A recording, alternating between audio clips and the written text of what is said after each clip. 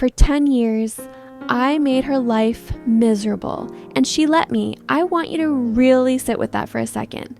10 years, 3,650 days of being ignored at the dinner table, a decade of cooking meals that went untouched, of showing up at soccer games and watching a kid pretend she was invisible, of hearing a bedroom door slam so hard the picture frames rattled on the walls, and still walking back the next morning with a soft good morning that was never returned. That was Linda's life in our house. That was what I gave her. And the worst part, I was proud of it. I wore my cruelty like armor. Every cold shoulder, every eye roll, every holiday, I made sure she felt like a stranger in her own home. I told myself she earned it because she wasn't my mother. She would never be my mother. And as far as I was concerned, she had no business trying. My real mother died when I was 7. Cancer. It moved so fast we barely got to say goodbye.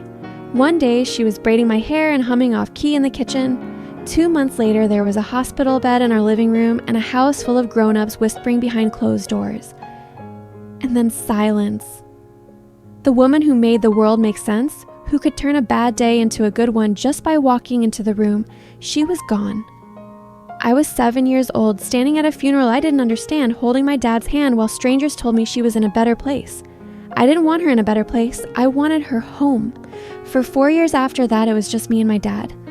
We didn't talk about it much. We didn't need to. Yeah, we had our system.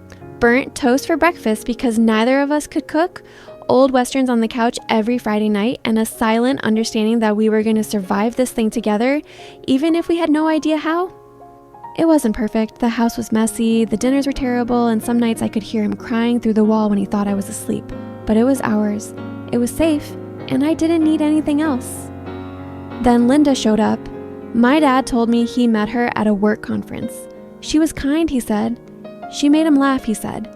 Within 6 months, she had a toothbrush in our bathroom. Within a year, she had his last name. And I remember standing in my bedroom doorway on their wedding day, watching her slow dance with my dad under a string of lights in the backyard, and feeling something twist deep inside my chest. It wasn't sadness, it wasn't even anger, it was betrayal. Like my father had taken the memory of my mother, the woman who gave him everything, and quietly set it aside when he thought I wasn't paying attention. So I made a decision that day. A decision I would carry with me for the next 10 years. One that would nearly destroy a woman who had done absolutely nothing wrong. I decided Linda was the enemy. I decided I would never let her in.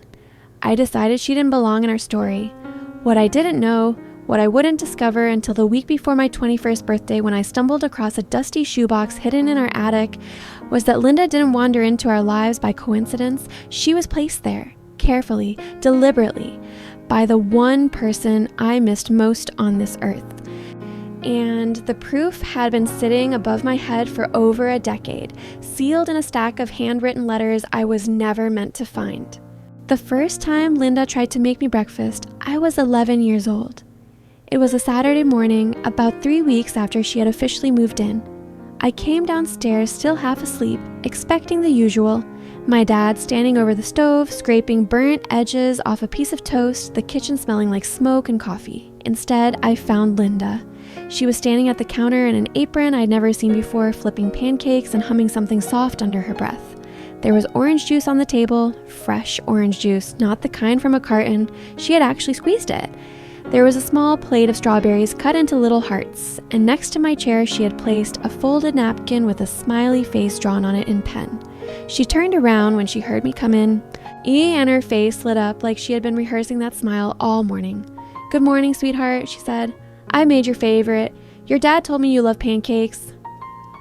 I stood there for about 5 seconds, staring at the table, staring at her, staring at the stupid strawberry hearts. Then I turned around, walked back upstairs, closed my door, and didn't come out until lunch. I heard her call my name twice. I didn't answer. And when I finally came downstairs hours later, the pancakes were still sitting on the table, cold and untouched. The smiley face napkin was in the trash. That was day 1. And it only got worse from there. You have to understand something. When you lose your mother at 7, you don't just lose a person. You lose the center of your universe. Every routine, every comfort, every sense of safety you had, it all disappears overnight. And what replaces it is this massive, gaping emptiness that nobody around you knows how to fill, least of all you. My dad tried. God, he tried. But he was grieving too, and most days he was barely keeping himself together, let alone raising a child who woke up screaming from nightmares 3 times a week. So we just survived, day by day, and the one thing, the only thing that held me together during those 4 years was the belief that what my dad and I had was sacred, that our little broken family was untouchable, that no one could come in and rearrange what we had built out of the wreckage, and then someone did. I didn't hate Linda right away. I want to be honest about that. The first few weeks, I mostly just avoided her. She would try to talk to me after school, and I would give one-word answers and disappear into my room. She would offer to help with homework, and I would say I didn't have any, even when I did. She would ask what I wanted for dinner, and I would shrug and say I wasn't hungry. It wasn't war yet. It was more like a cold standoff, 2 people circling each other in a house that suddenly felt too small for 3. But Linda didn't take the hint. She kept showing up. Every single day, she found a new way to reach for me, and every single day, I found a new way to pull back. She started packing my lunch for school, little brown bags with notes inside that said things like, "Have a great day," and "You're going to do amazing on your test." I threw them away before I even got to the bus stop. She signed up to volunteer at my soccer games. And I told my coach I didn't want her on the sideline. She bought me a journal for my 12th birthday, a leather-bound one with my initials on the cover, and I left it on the kitchen counter without even opening it. I didn't say thank you. I didn't even look at her when she handed it to me. And every single time, Linda responded the same way. She would pause just for a second. Something would flicker behind her eyes, not anger, not frustration, something quieter than that. And then she would nod, almost to herself, like she was making some private decision I wasn't allowed to understand. And she would move on. No guilt trips, no lectures, no tearful confrontations in the hallway. She just absorbed it, all of it. Like a wall absorbing punches from a kid who didn't know he was hurting himself more than he was hurting her. By the time I turned 14, I had graduated from silence to open hostility. I stopped pretending to be polite. If Linda asked me to pass the salt at dinner, I would act like I didn't hear her. If she complimented something I was wearing, I would go upstairs and change. If my dad asked me to spend time with her, just an hour, just a movie on the couch, I would look him dead in the eye and say, "She's not my family." I said that to him more times than I can count, and each time I said it, I could see it cut him. His jaw would tighten and his eyes would drop to the floor and he would go quiet for the rest of the night, but I didn't care. Or at least I told myself I didn't. There was one night though. One night I will never be able to erase from my memory no matter how hard I try. I was 15. It was Thanksgiving. Belinda had spent 2 full days preparing dinner from scratch. Turkey, stuffing, mashed potatoes, homemade gravy, a sweet potato pie that took her 6 hours. She set the table like it was a photograph for a magazine. Candles, cloth napkins, a little handwritten place card at each seat. She even put flowers in the center. Yellow tulips, my mother's favorite. I don't know how she knew that. Maybe my dad told her. Maybe she had done her own quiet research. Either way, she knew. And she had done it on purpose. Not to mock my mother, but to honor her. I know that now, but I didn't know it then. We sat down. My dad said grace. And then Linda looked across the table at me with this hopeful, nervous expression, like a kid turning in an exam she had studied months for, and said, "I hope you like it, sweetheart. I made the pie from scratch." I looked at the table, I looked at the flowers, I looked at all the hours of effort sitting on that plate. And without even picking up my fork, I pushed my chair back, stood up, and said, "My mom used to make Thanksgiving dinner. You're not her, and this isn't the same." Then I walked upstairs and closed my door. I didn't see what happened after that, but my dad told me years later. He said Linda sat at that table for a long time after I left. She didn't cry. She didn't raise her voice. She just sat there staring at the yellow tulips, her hands folded in her lap, perfectly still. And then she stood up, cleared the entire table by herself, wrapped every dish in foil, washed every pot by hand, blew out the candles, and went to bed without saying a single word. She never made Thanksgiving dinner again. And I never once thought about what that silence cost her. Not once. Not until I was 21 years old, kneeling on a dusty attic floor with a shoebox full of letters in my hands, reading the truth about who Linda really was and what she had given up to keep a promise I knew nothing about. By 16, I had perfected the art of making Linda feel like she didn't exist. It wasn't loud anymore, it wasn't dramatic. I had moved past the door slamming and the cruel one-liners. What replaced it was something worse, a quiet surgical erasure. I simply pretended she wasn't there. If she walked into the living room, I walked out. If she sat next to me on the couch, I got up without a word and went to my room. If she and my dad were laughing about something in the kitchen, I would stand in the hallway and wait until she left before going in. I had turned ignoring her into a science, and the precision of it was more painful than anything I'd ever said out loud, because at least words acknowledged that she was present. Silence told her she was nothing, and Linda never once fought back. That's what haunts me the most when I look back on it. She had every right to sit me down, raise her voice, tell me I was being ungrateful and selfish and cruel. She had every right to tell my father she couldn't do this anymore. She had every right to leave, but she didn't. She stayed. Morning after morning, year after year, rejection after rejection, she stayed. And I mistook her patience for weakness. I told myself she didn't fight back because she knew I was right, because she knew she didn't belong. I was 16 years old, so full of grief I had never dealt with, and I had twisted a woman's unconditional love into evidence of her guilt. Junior year was the worst. I had started telling people at school that my dad was single. When friends came over, I would introduce my father and skip Linda entirely, like she was furniture. One afternoon, my buddy Marcus was sitting in the living room, and Linda came in with a tray of snacks she had made for us. Little sandwiches cut into triangles with glasses of lemonade on the side. Marcus looked up and said, "Thanks, Mrs. Carter." And before Linda could even smile, I said, "She's not Mrs. Carter. She's just someone who lives here." The tray didn't shake. Linda's hands didn't tremble. She set it down on the coffee table gently, smiled at Marcus, and walked out of the room without looking at me. Marcus turned to me with his eyebrows raised and said, "Dude, that was harsh."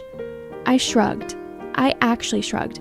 Like I hadn't just gutted a woman in her own living room in front of a stranger. That night, I heard something I'd never heard before. It was past midnight and the house was dark. I'd gotten up to get water, and as I passed my dad's bedroom, I heard it.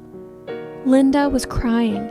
Not loud, not dramatic. She was trying to muffle it into a pillow the way people cry when they don't want anyone to know they're breaking.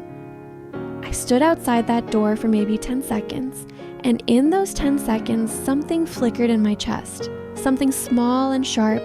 It might have been guilt. It might have been the beginning of understanding, but I pushed it down before it could take root. I told myself she was being dramatic.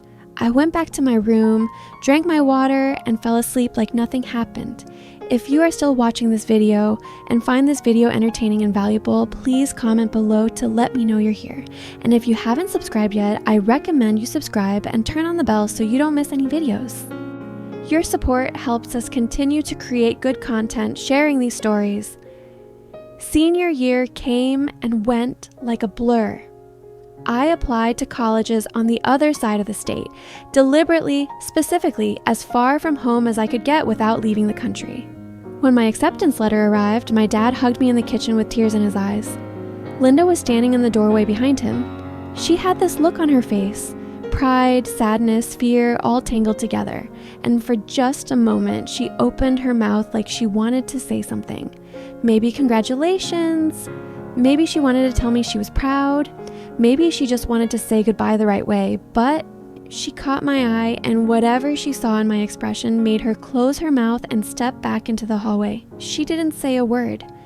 She just disappeared around the corner, and I heard the soft click of her bedroom door closing behind her.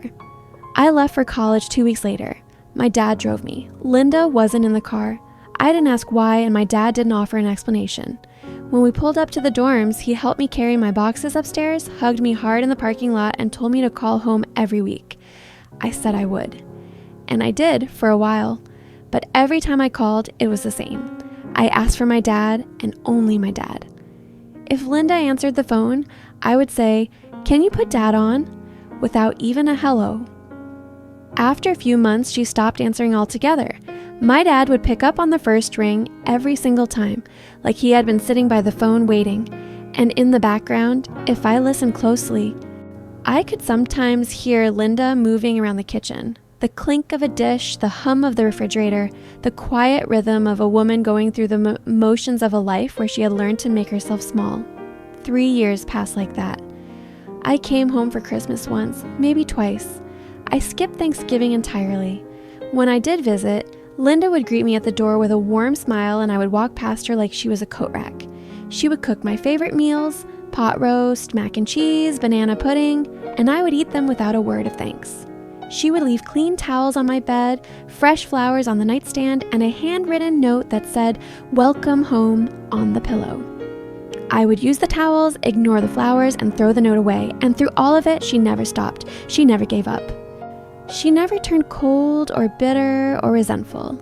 She just kept showing up, kept reaching out, kept leaving the door open for a boy who had spent half his life trying to slam it shut. I didn't understand it then. I couldn't. Because to understand it, I would have had to accept that someone could love you that deeply without wanting anything in return. And at 20 years old, standing in the wreckage of a grief I had never properly faced, that kind of love didn't make sense to me. It felt like a trick. It felt like a trap. It felt like something that would be taken away the moment I let my guard down. The same way my mother was taken away on a Tuesday afternoon in March when I was 7 years old and the world forgot to warn me. Then came the week before my 21st birthday. I'd come home from college for a few days, not for Linda, not for some family reunion, but because my dad had asked me to help him clear out the attic. He was planning to convert it into a small office, and he needed an extra pair of hands to move the old boxes and furniture. I said yes because it was my dad. I would have said yes to anything he asked. So on a quiet Thursday morning, while Linda was out running errands, I climbed the narrow staircase into the attic and started sorting through years of dust and forgotten things. Old lamps, broken chairs, boxes of Christmas decorations that hadn't been opened in years. And then, tucked behind a stack of battered suitcases in the far corner, half hidden under a moth-eaten blanket, a shoebox, small, brown, no label, sealed with a single strip of tape that had yellowed with age. I almost didn't open it.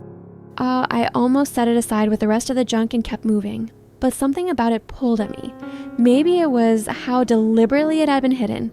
Maybe it was the way the tape looked like it hadn't been touched in years. Whatever it was, I sat down on the dusty floor, peeled back the tape, and lifted the lid. Inside were letters, dozens of them.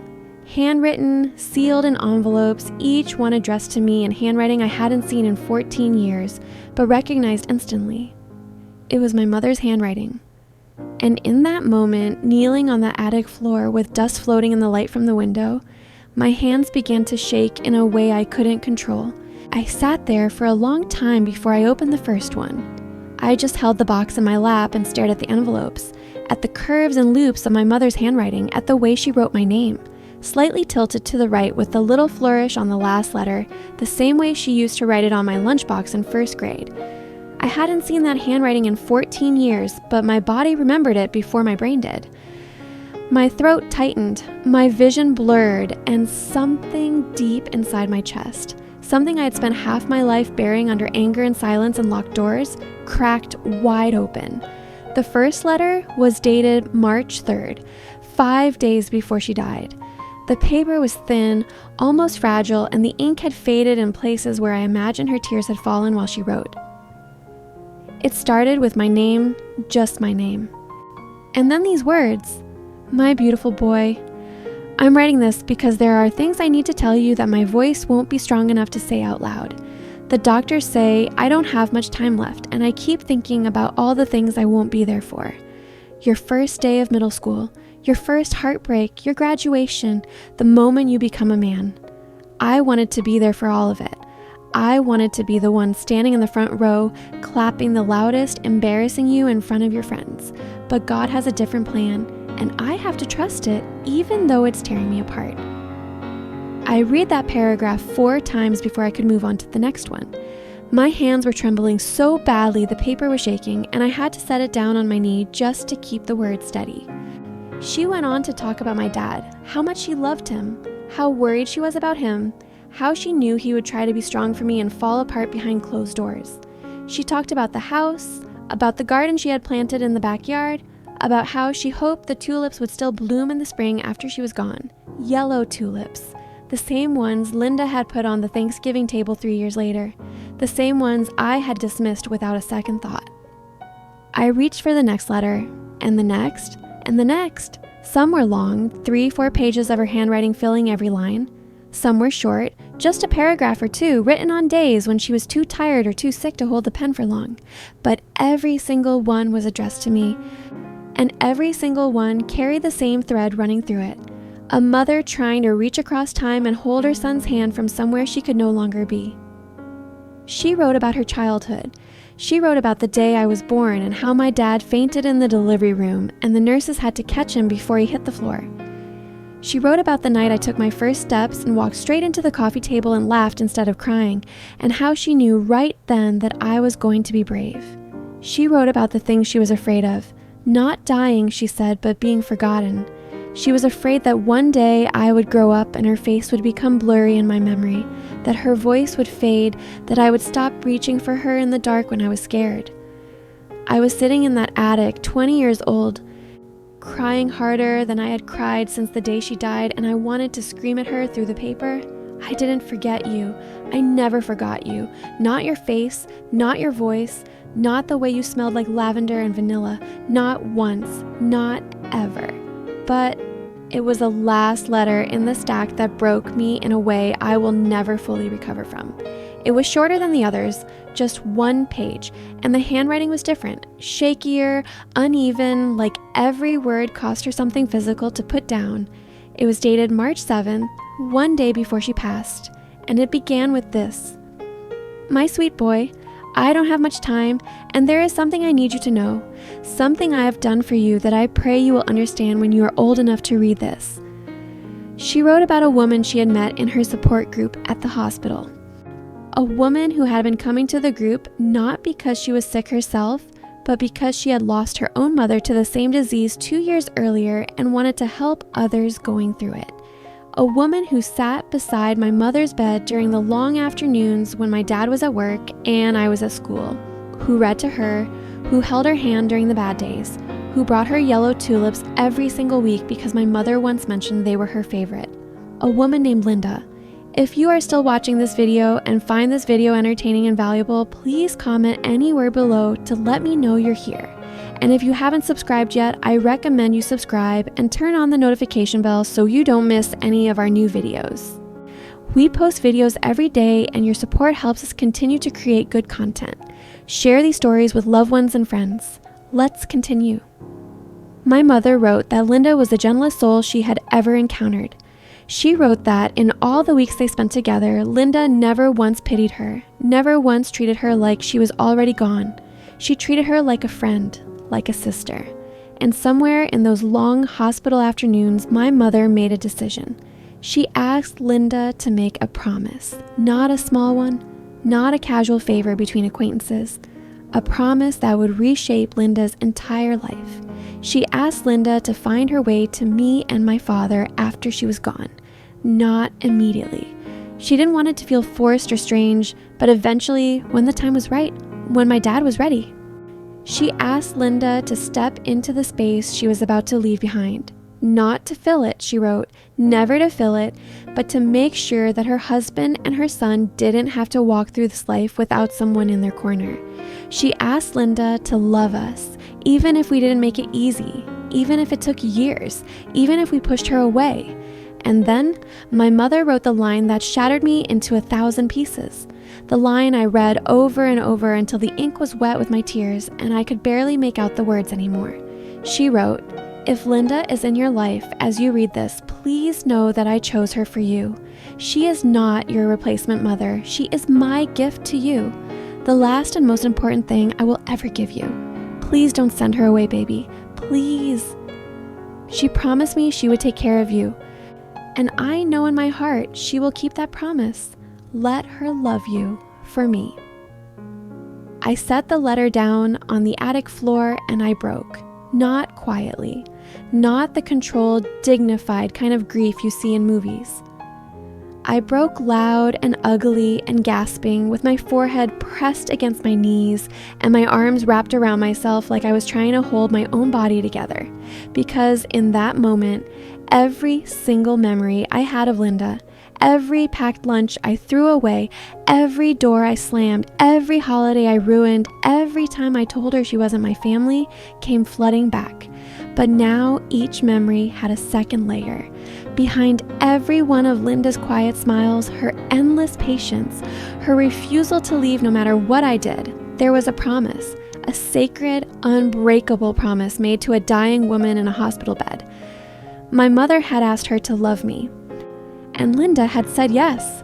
And for 10 years, through every single act of cruelty I could deliver, she had kept her word. I don't know how long I sat on that attic floor. It could have been 20 minutes. It could have been an hour. But when I finally gathered the letters, placed them carefully back in the box, and stood up, I knew one thing with absolute certainty. I had to find Linda right now.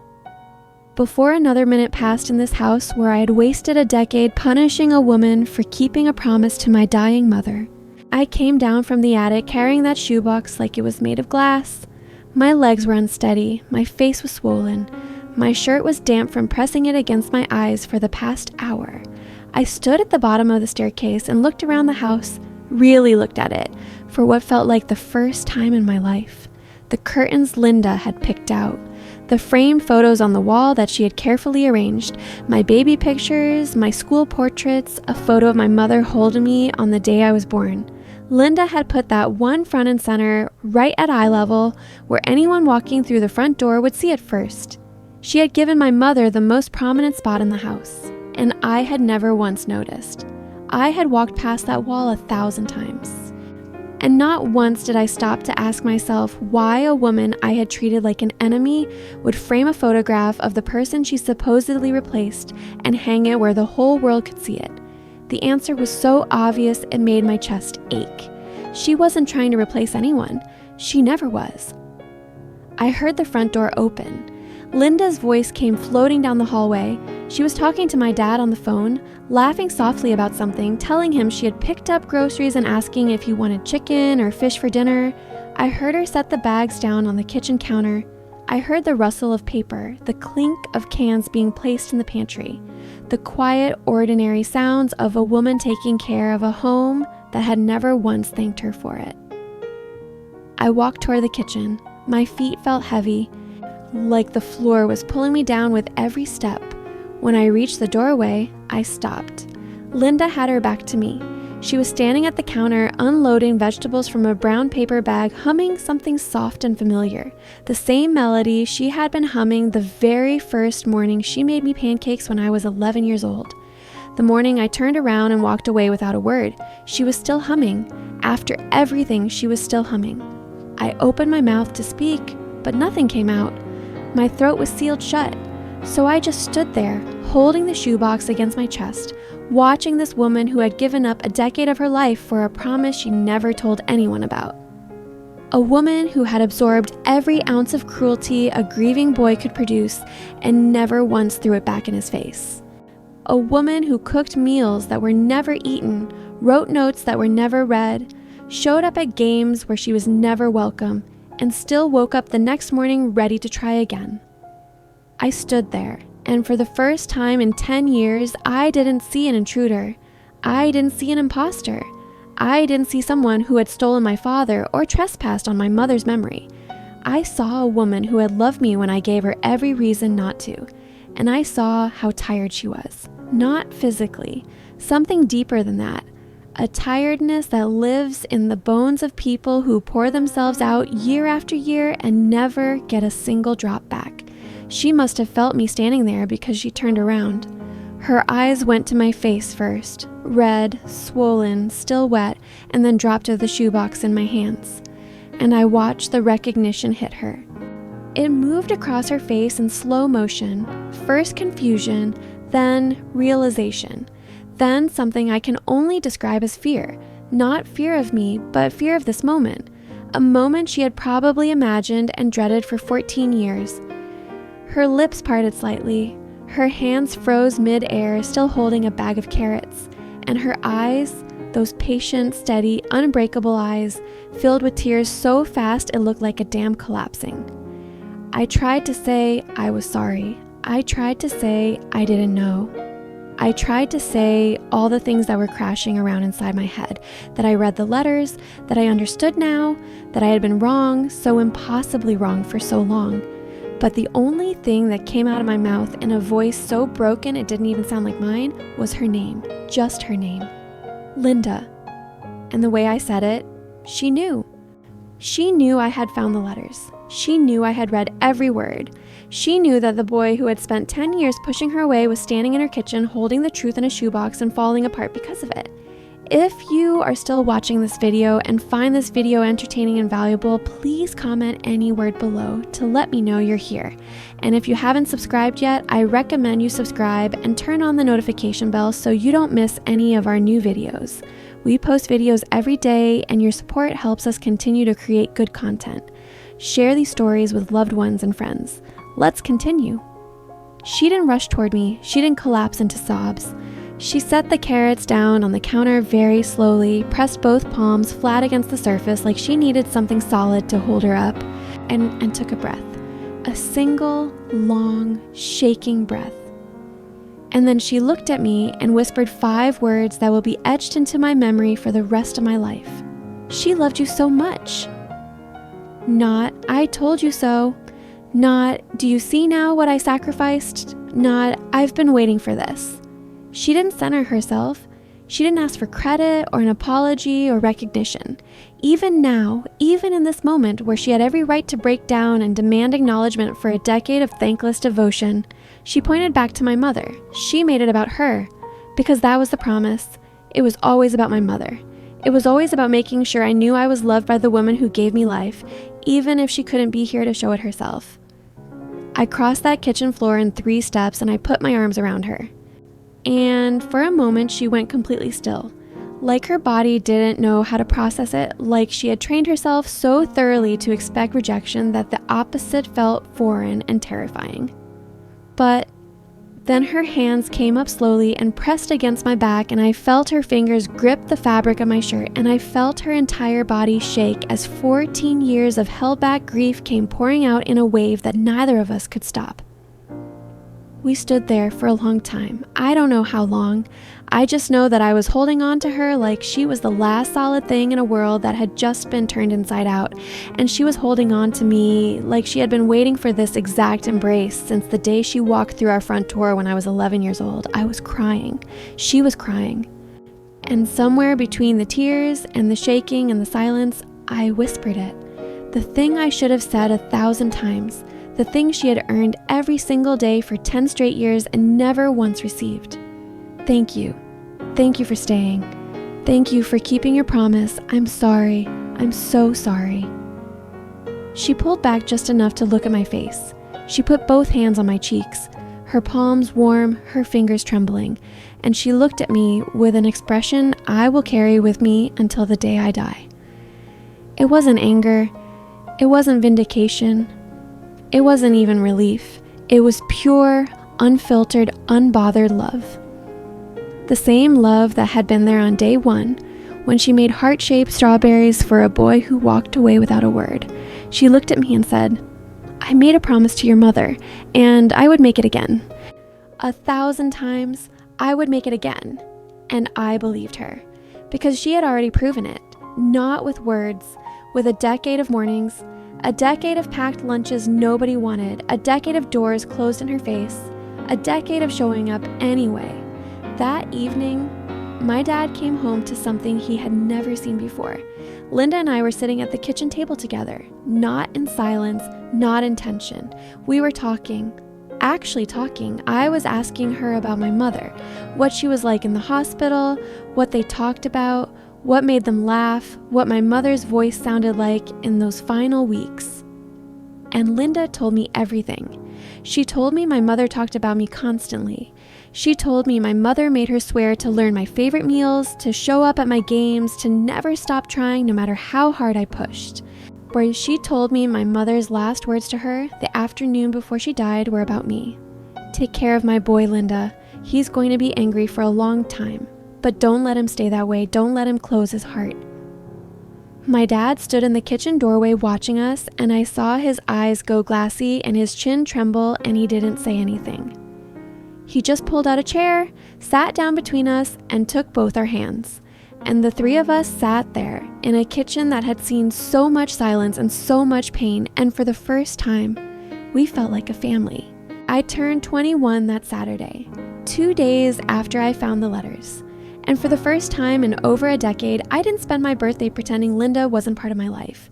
She made a cake, chocolate with vanilla frosting, 3 layers, my name written across the top in blue icing. She told me later that she had been making me a birthday cake every single year since she moved in. Every year. Even the years I refused to come downstairs. Even the years I was away at college and didn't call. She would bake it, set it on the counter, light the candles, and stand there alone in the kitchen for a moment, honoring the promise she made to a woman who wasn't alive to see it kept. Then she would blow out the candles herself, wrap the cake in foil, and put it in the fridge. Most years, my dad was the only one who ate a slice. She never told me about any of this.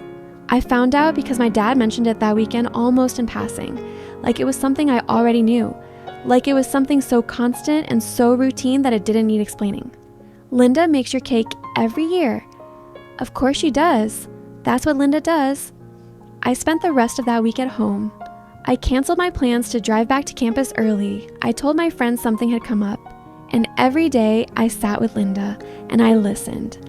I listened to things she had been carrying alone for 14 years. She told me about the first time she visited my mother in the hospital, how nervous she was, how she almost didn't go, how she sat in the parking lot for 40 minutes before she worked up the courage to walk inside.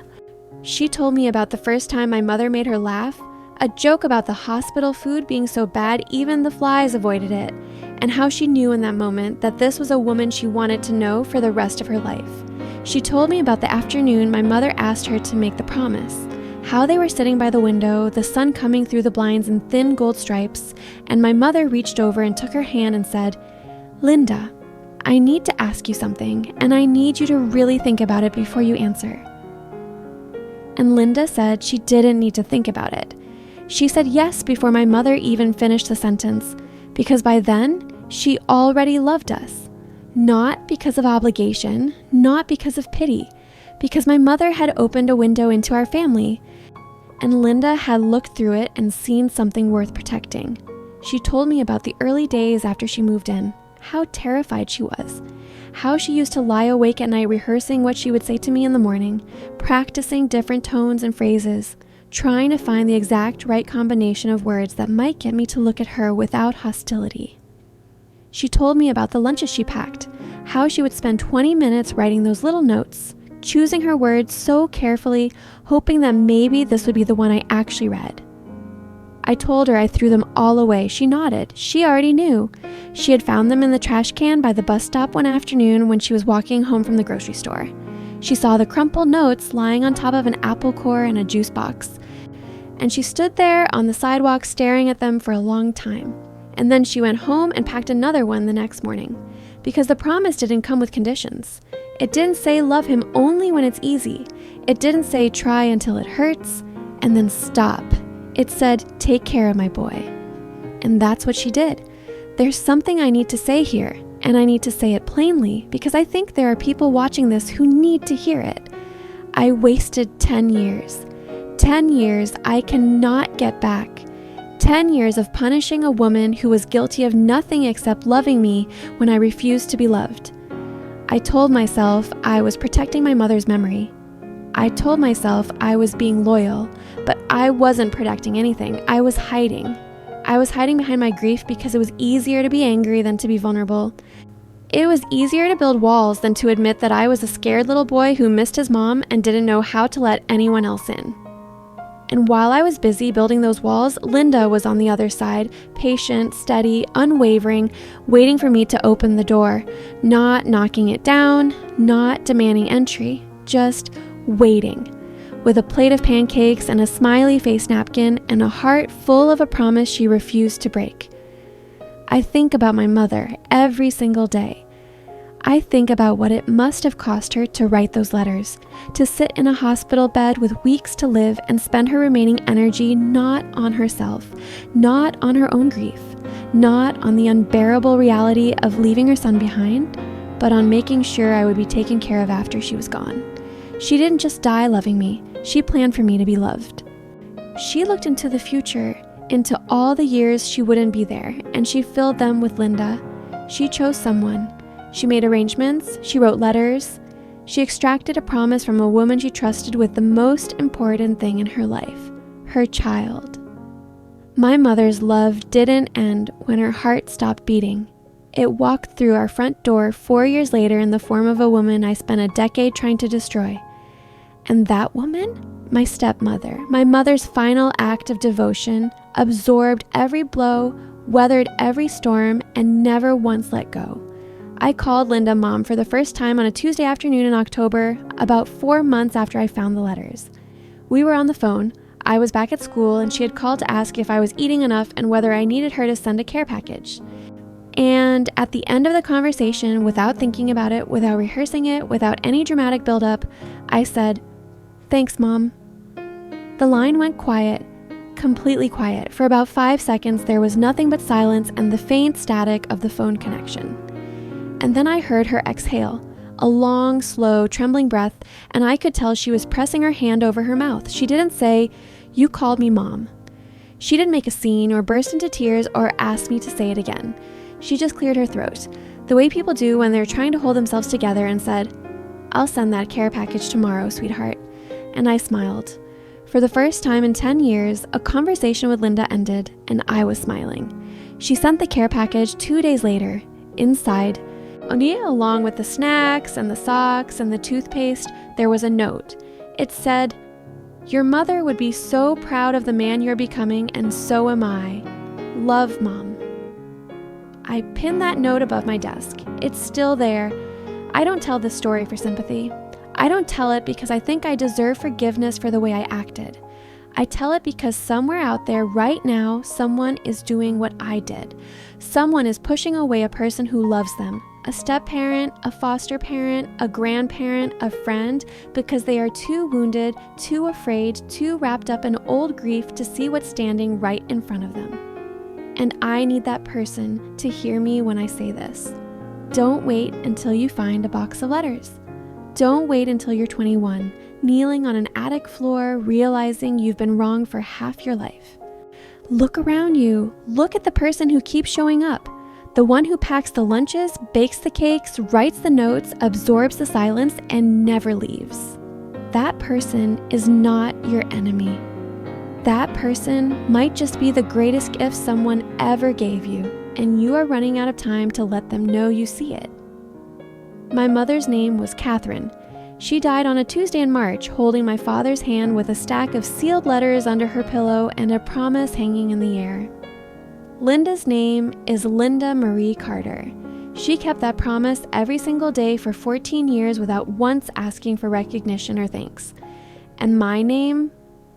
Well, my name doesn't matter. What matters is that I almost missed it. I almost let the most important truth of my life collect dust in an attic because I was too stubborn and too broken to see what was right in front of me. Don't make my mistake. Open your eyes. And if someone in your life is loving you quietly, persistently, and without condition, let them in. Before the letters are the only thing you have left. If you watched this video to the end and you found this video entertaining and valuable, please comment any word below to let me know you watched to the end. And if you haven't subscribed yet, I recommend you subscribe and turn on the notification bell so you don't miss any of our new videos. We post videos every day, and your support helps us continue to create good content. Share these stories with loved ones and friends.